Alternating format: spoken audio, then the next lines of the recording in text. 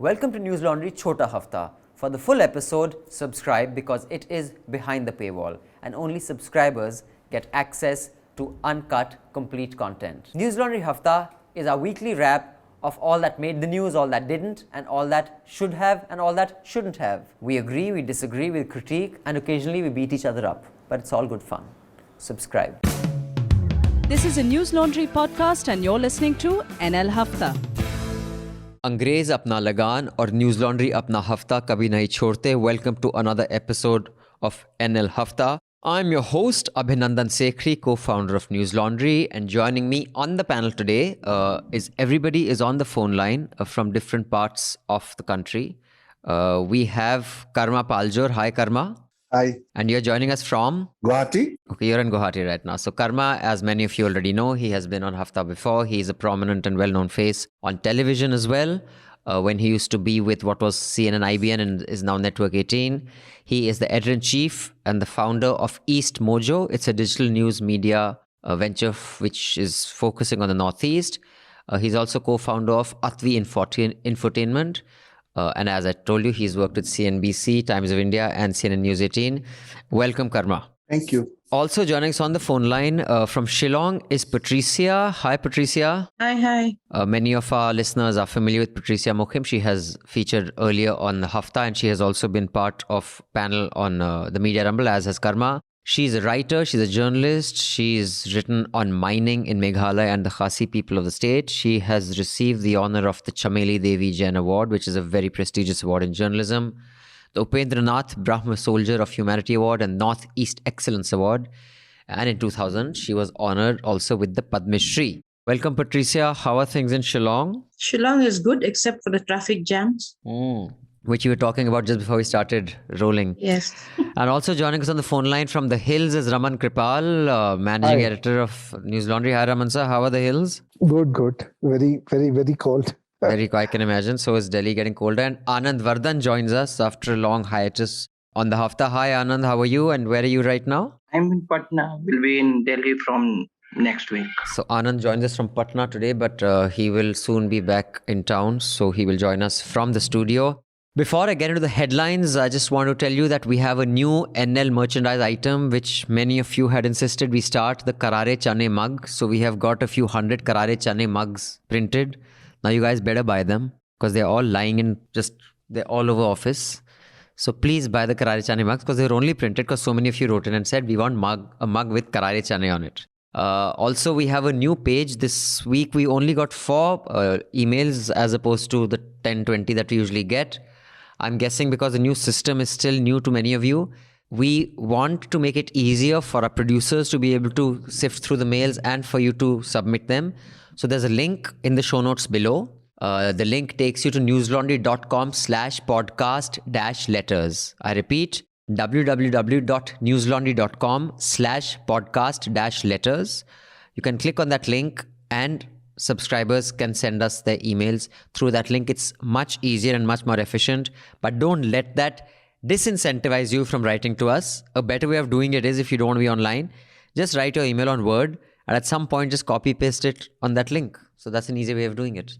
We've also got a separate email ID for podcast emails, which is podcasts@newslaundry.com. I repeat, podcasts, that's plural with an S, at newslaundry.com. So you can also mail us there directly. Now for the headlines of the week, the most dramatic headline, which actually yesterday we all got to know, the chief of our defense services, General Rawat, died in an air accident. His helicopter crashed in Tamil Nadu. We will be discussing that. It has, sent shockwaves through the military establishment. It is extremely unfortunate and it was like a bolt from the blue. We shall discuss that in some detail and its coverage. Group Captain Varun Singh, he's the lone survivor of the crash because there were 13 other people who died in that crash. 13 people total, 12 excluding General Rawat. His wife Madhulik also died in that crash. There was one survivor, Group Captain Varun Singh. He is being treated for burns and he is critical at the military hospital in Wellington.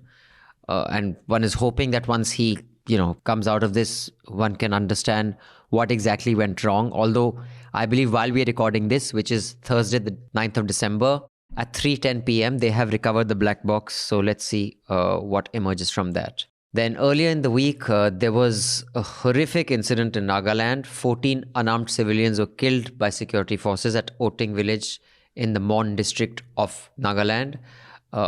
Parties have slammed, across ideological lines. Left parties really slammed the center and they've asked for a repeal for AFSPA. The cabinet of Nagaland also did. And I believe today, if I'm not wrong, in the parliament, the Congress used their time to allow the Nagaland chief minister to speak and about this, but the Nagaland MP to speak about this, but his mic was cut short after about a minute and a half or two. And they switched off his mic, but he made his point before that. Tribal leaders from several Naga tribes have extended solidarity and during a service that was held in Kohima, and they also want AFSPA repealed, which is the Armed Forces Special Powers Act. In fact, we have a fantastic panel to discuss exactly this. The Nagaland police has said that the army made no attempt to identify the civilians before shooting, and there have been condemnations from across the board from Nagaland. Meanwhile, in other news, the farmer agitation has been called off as we speak. In fact, I think this headline just flashed about an hour ago or half an hour ago. They have called off the protest and they have asked all the protesting farmers to start leaving the protest site from December 11. The SKM leader Balbir Singh Rajewala said the Andolan has been suspended and the unions will meet on January 15 to review if the government implements the proposals agreed upon, because apparently the government has agreed to most of the 5 additional demands, excluding withdrawal of the farm bills. Then Rajya Sabha was adjourned on Monday amid opposition protests over the suspension of MPs.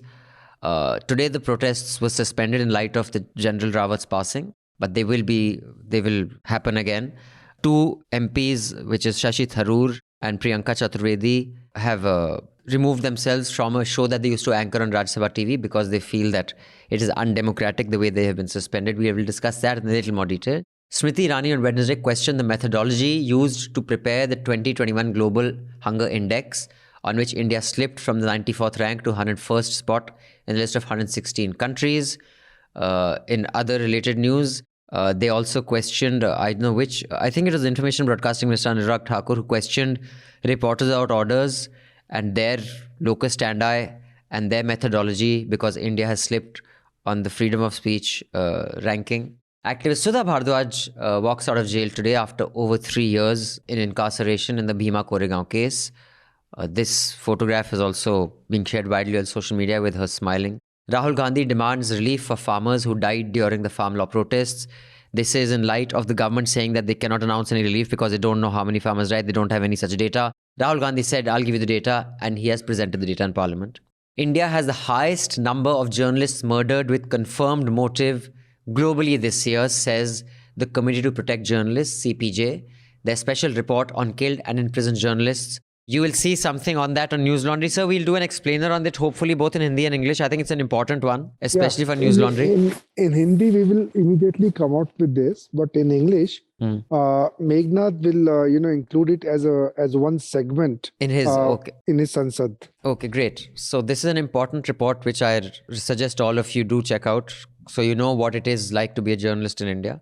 Meanwhile, school teachers and the principal in Alwar were booked for gang rape in a horrific and ghastly incident. 14 teachers and the principal of a school in Alwar district were arrested because students complained that all these guys would rape them. The 96 civilians were killed in Jammu and Kashmir after Article 370 of the Indian Constitution was pulled back, revoked. The centre told Parliament this. The former Chief Justice of India, Ranjan Gogoi, who has just released a book, and we all have got emails asking us to interview him. I don't know whether we are doing it, sir, but I don't know. Someone will have to read the book first. I really am too busy. If we will get, I'm being very transparent. Everyone writes, please, because everyone wants their book sold, yeah. And we often interview people if we find the book interesting, but someone has to read the book first.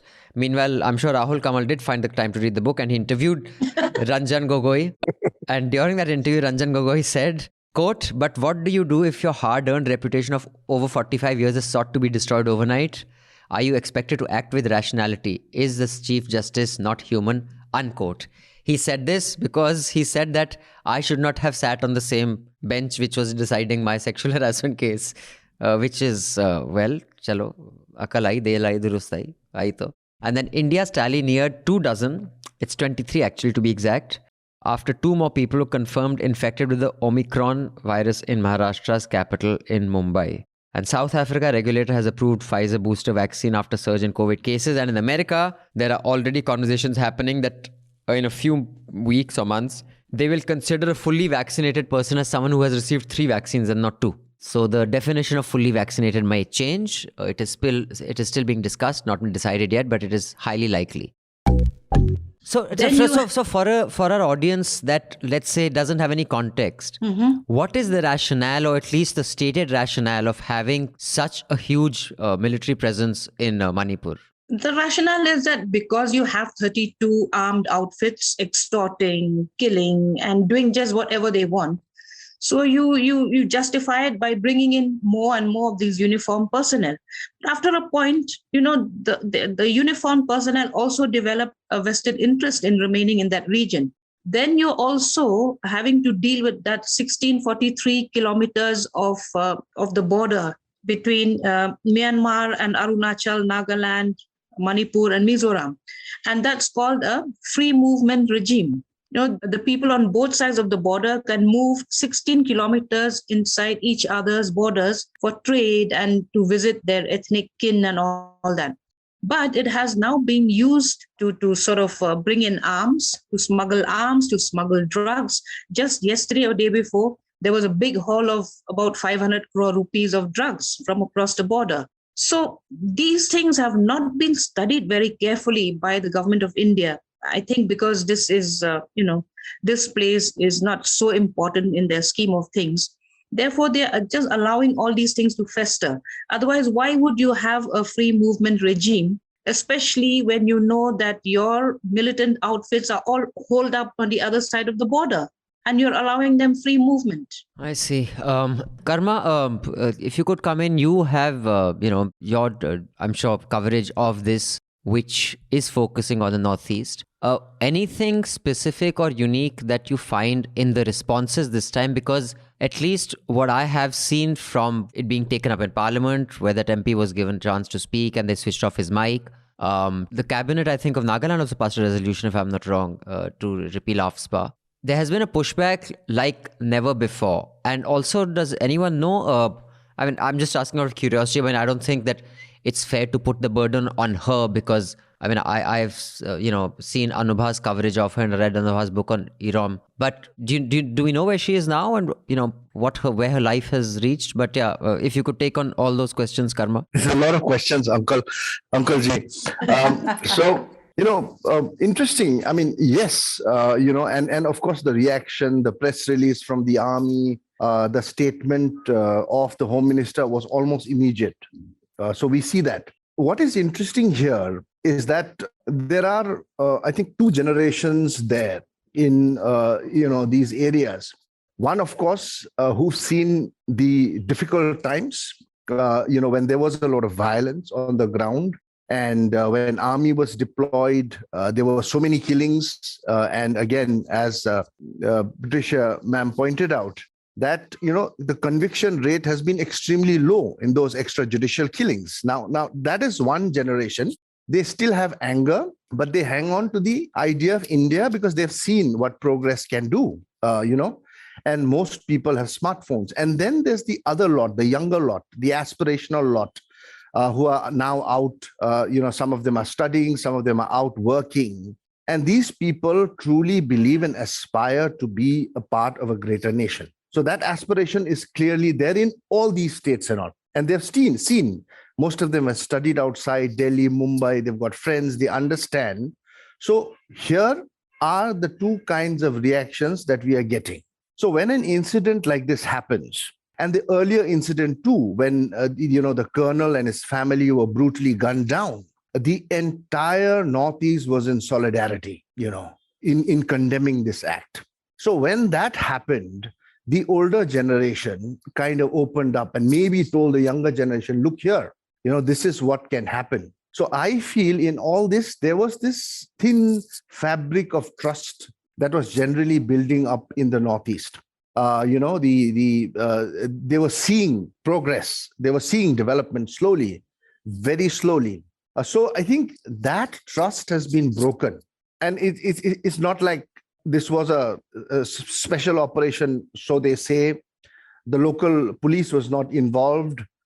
maybe I would say even if the local Assam Rifles who were stationed there were involved, they would have handled it better because they are more in touch with the people of that location. And I see officers after officers of the Indian Army coming, and some of them have done a brilliant job by building bridges with the local communities. So in fact, sorry to cut in, Karma. I'll just tell our audience exactly what has been claimed, and then you can just take the other two questions that we have left. The military has claimed that there were para commandos, right? Who were who were that's the most elite, what they call the maroon berets. Yeah.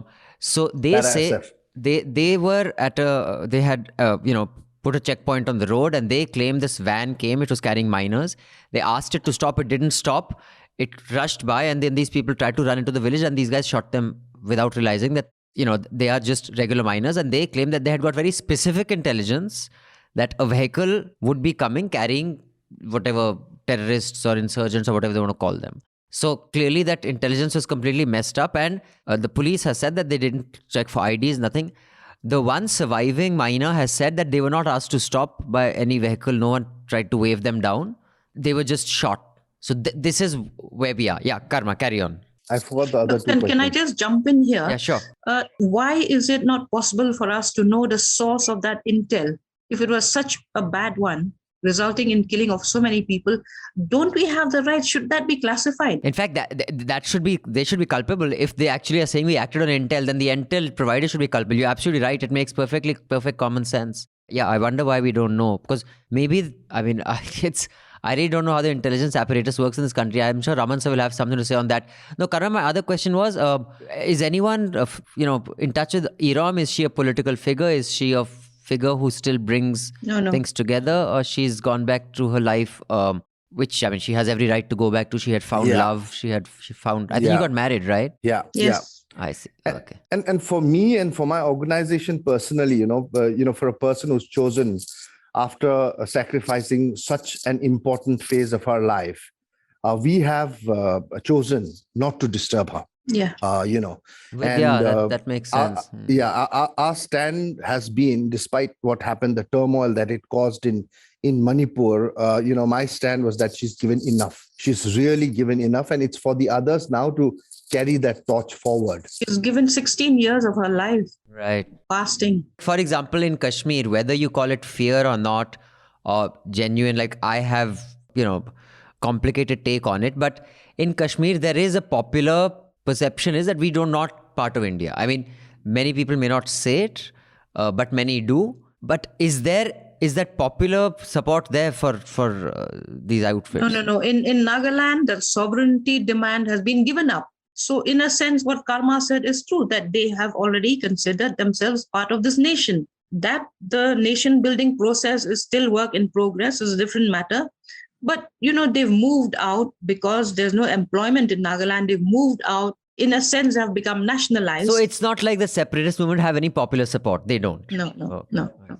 Karma, can you also just shed some light on the whole, it being very state specific, all these insurgencies, yet there being some sort of a united view on, AFSPA and any...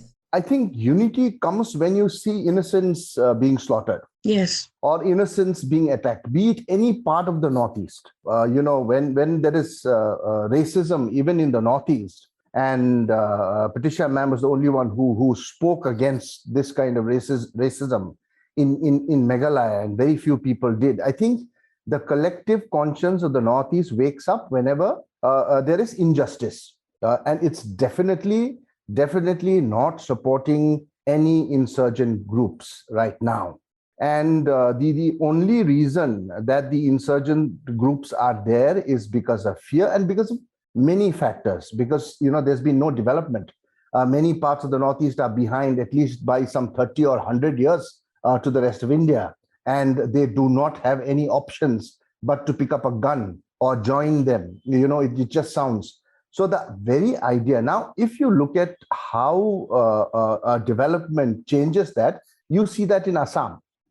Roads are built, industries have come in, people are employed. So the insurgent groups have more, slowly being pushed outside now. And they become irrelevant. Yes, definitely so, But there'll always be some who will support these movements. because of certain reasons. But the fact is today that most of these insurgent groups are left with doing nothing, but they're involved in extortion, threatening people, making life difficult, making road building one of the most most challenging things to do in some of our areas. I mean, if good roads are built and if development comes, I think, it'll be the They'll be fact remains completely that, irrelevant. yeah. But I will say that, I mean, the fact that people from that part of the country can say it, both of you have always been very outspoken, but even other people can say it, which is very different from Kashmir, because in Kashmir I have spoken to, several journalists I know who find the whole separatist movement, they can't tolerate them. They say it's just a stupid idea. What are we going to do? But they could never articulate it even when they appear on the Hafta, because they say we cannot remain in Kashmir.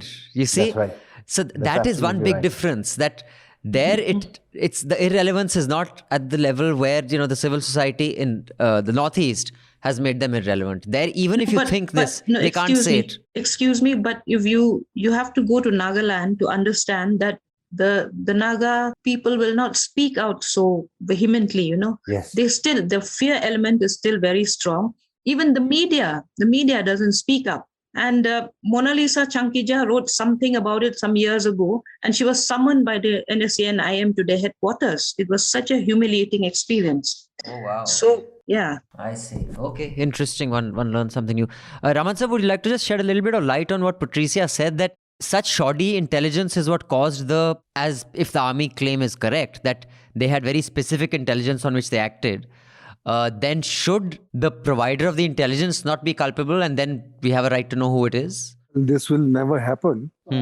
But I had a very brief reporting history, with the Northeast, way back in 25 years ago, when the ULFA was very active. And strangely, the same things. ULFA was also into extortionist things, and I was with the Express, and we did ULFA, Tata tapes.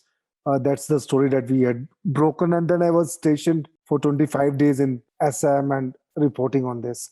Having said that, the intelligence, how it works in our country now, virtually every ministry has got intelligence. Military has got its own intelligence. Home Ministry has got its own Northeast desk. Okay. Even for that matter, MEA, which since the Northeastern states, they have the bordering. They are the bordering states, so they also have a desk. RAW has got a desk.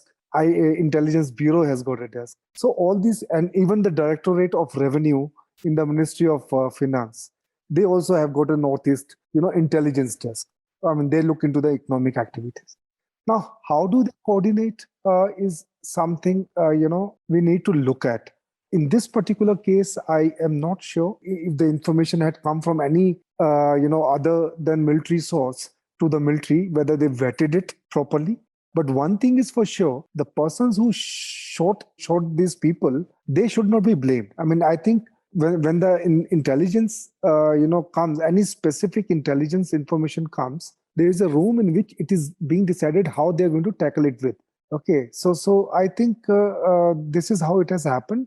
And what Patricia is saying, yes, of course, when the things go awry, when you admit that the civilians have been shot, we have a right to know where this, and those people should be held responsible. It's a culpable homicide. It's a case of culpable homicide. So in that case, I think it could be a very good PIL in a court of law. But government on its own is not going to come out with any information on this. I'm very sure about it. Right. I'll just move on to the emails. Before I do that, I'd like to remind you to please subscribe and pay to keep news free. Thank you so much. You guys have topped up our last NL Sena project, which was the documentary film that we want to do on Hathras. So that is in production. Hopefully in 6 to 8 months, it will be, at least we'll have a rough cut, because documentaries take a while to make.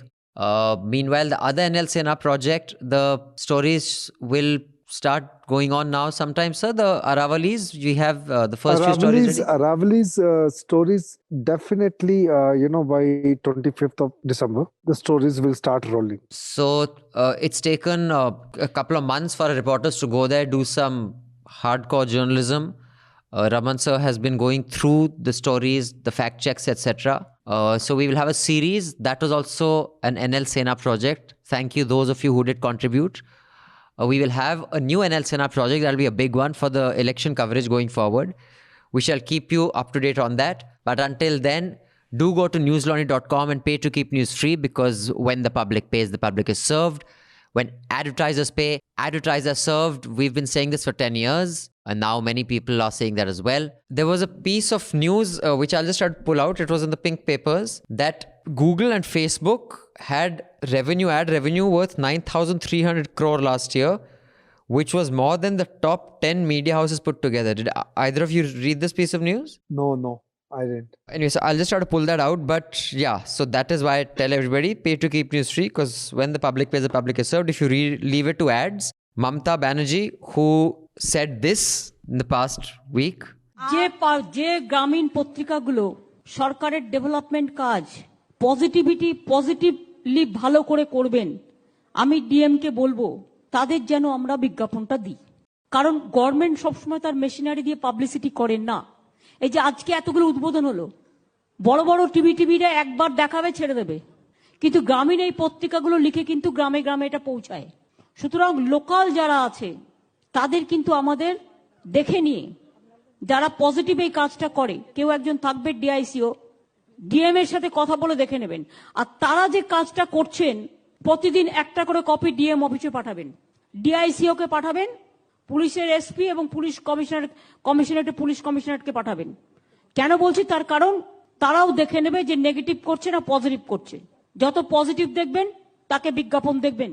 Well, that was Bengali. The English translation is that if you don't give positive news about the government, why will government give you ads? So that tells you all you need to know about our model, which is why we encourage you to pay to keep news free. All of you listening in, the Chhota Hafta, do subscribe so you can listen to the entire Hafta. We will see you again next week with the Hafta. Till then, subscribe, pay to keep news free, because when the public pays, the public is served. When advertisers pay, advertisers are served. Thank you. Goodbye. All the News Laundry podcasts are available on Stitcher, iTunes, and any other podcast platform. Please subscribe to News Laundry. Help us keep news independent. To catch all our podcasts on news, pop culture, current affairs, and sport, visit newslaundry.com. Follow us on Facebook, Twitter, and Instagram, and subscribe to our YouTube channel. Sun liya Afrika, mufat khoro. Not to brag or anything, but News Laundry Hafta features in the top 50 in the world on SoundCloud in the news and politics category for podcasts.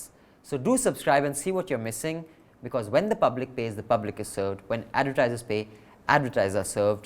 Subscribe, help keep news independent and free. All News Laundry podcasts are available on iTunes and Stitcher and any other podcast platform.